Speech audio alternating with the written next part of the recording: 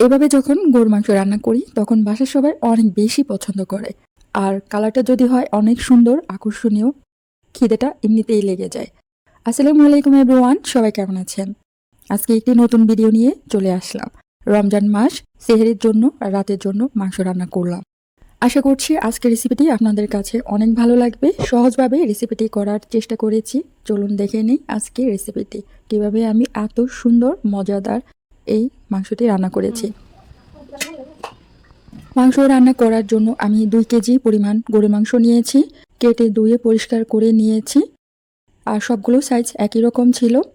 আমি হাতে মাখিয়ে রান্না করব আজকের রান্নাটি। প্রথমেই তেজপাতা 4-5টি দিয়ে দিয়েছি। দারচিনি দিয়ে দিলাম 2-3টি ছোট ছোট খণ্ড করে। তারপর এখানে দিচ্ছি এলাচ। আর গরম মশলা গুঁড়া করার জন্য আমি নিয়েছি, এখানে আছে লং, জায়ফল, জয়ত্রী, সাদা গোলমরিচ আর হচ্ছে কালো গোলমরিচ। এগুলো আমি একটু গুঁড়ো করে দিয়ে দেব। আর এখন দিয়ে দেব হচ্ছে আদা বাটা, রসুন বাটা। আদা বাটা আর রসুন বাটাটা আমি সমান সমান দিব। এখানে আমি 2 চামচেরও একটু বেশি পরিমাণ করে দিয়েছি রসুন বাটা, আদা বাটা।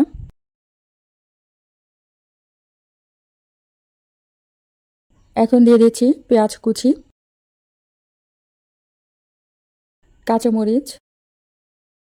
এখন দিয়ে দেব হলুদ গুঁড়ো। হলুদ গুঁড়ো দেবো 2 চামচ আর মরিচ গুঁড়ো দিব প্রায় 3 চামচের মতো। গরু মাংসের মধ্যে মরিচের গুঁড়াটা একটু হলুদের চেয়ে বেশি দিলে কালারটা অনেক বেশি সুন্দর হয়। এখন দিয়ে দিচ্ছি জিরা গুঁড়ো, জিরা আর ধনিয়া গুঁড়ো একসাথে। তারপরে দিয়ে দিচ্ছি লবণ স্বাদ মতো। লবণ যতটুকু দরকার ওইটুকু পরিমাণে দেবেন। আর আমি হচ্ছে আজকে সরিষার তেলে হাতে মেখে তারপরে হচ্ছে রান্না করব। এখন আমি সরিষার তেল দিয়ে দিচ্ছি। সরিষার তেল দিয়ে দেওয়ার পর আমি পুরো মিশ্রণটা ভালো করে মাংসের সাথে মশলা সব কিছু মিশিয়ে নেব। একটু সময় নিয়ে ভালোভাবে মেখে নেবেন, তাহলে মাংসের স্বাদটা অনেক গুণ বেড়ে যাবে। আর এভাবে যদি মাংস মেখে সব মশলার সাথে রেখে দিতে পারেন 1/2 আওয়ার কিংবা 1 ঘন্টা, তারপর হচ্ছে রান্না করবেন, তাহলে আপনার স্বাদ আরও বেশি হবে। তো আমি হচ্ছে রাখবো না, আমি হচ্ছে ভালো করে হাতে মেখে নিব, তারপর হচ্ছে বসিয়ে দেব। তো আমি হচ্ছে যে আমার মাখা শেষ, মেখে নিয়েছি ভালো করে। এখন হচ্ছে চুলার মধ্যে বসিয়ে দেব। আর আমি হাতটা ধুয়ে একটু পানি দিয়ে দিব, যেহেতু আমার হাতের মধ্যেও মশলা লেগে আছে। তো খুবই সামান্য পরিমাণে পানি দিব, 1/2 কাপের চেয়েও কম, এরকম 1/2 কাপ পরিমাণ হবে। তো আমি এখন হচ্ছে পানিটা দিয়ে দিয়েছি। আর এখন আপাতত আর কোনো পানি দিব না, কষানো হবে এই পানির মধ্যেই। আর এই যে গুঁড়া মশলাটা দেখছেন, এটা হচ্ছে আমি একটু গুঁড়ো করে নিব।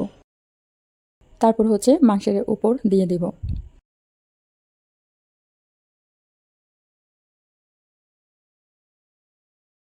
মাংসের ওপর দিয়ে দিয়েছি, এখন চুলার উপর বসিয়ে দেব।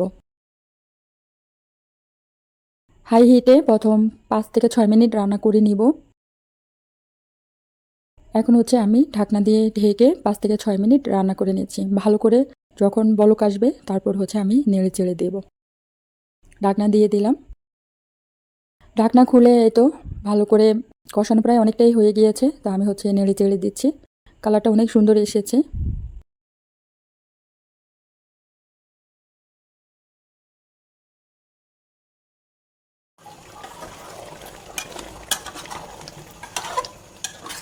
আমি আবারও কিছুক্ষণের জন্য ঢাকনা দিয়ে দিয়েছিলাম, তারপর আবারও নেড়ে নিচ্ছি।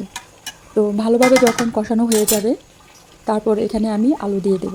আমি প্রায় 40 মিনিটের ওপর মাংসটা কষিয়ে নিয়েছি। 80% প্রায় সিদ্ধ হয়ে গিয়েছে গরুর মাংস, তখন আমি হচ্ছে আলু দিয়ে দিয়েছি। আমি কিন্তু এখনও ঝোলের পানি দেইনি। এখন মাংসের সাথে আলুটা ভালোভাবে কষিয়ে নেব 7 থেকে 8 মিনিট। তারপর হচ্ছে আমি ঝোলের পানি দিব। আর ঝোলের পানিটা ওই পরিমাণে দেব যে পরিমাণ ধরেন আপনি রাখা পছন্দ করবেন। তো আমার মাংস কষানো প্রায় হয়ে গিয়েছে আলু সহকারে। তো আমি ভালোভাবে নেড়ে চেড়ে দিব। এখন আমি ঝোলের পানি দিয়ে দেব। আর ঝোলের পানিটা দেবো একটু গরম পানি দেব।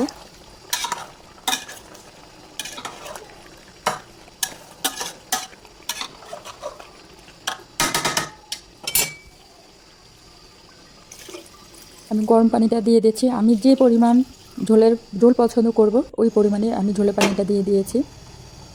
এখন 8 থেকে 10 মিনিট এর মধ্যে মাংস রান্নাটা হয়ে যাবে। 8 থেকে 10 মিনিট পর চুলাটা একদম জাল কমিয়ে দিলাম। এই যে দেখতেই পাচ্ছেন কতটা আকর্ষণীয় এবং লোভনীয় হয়েছে। কালারটা অনেক সুন্দর এসেছে, তেল উপরে উঠে এসেছে।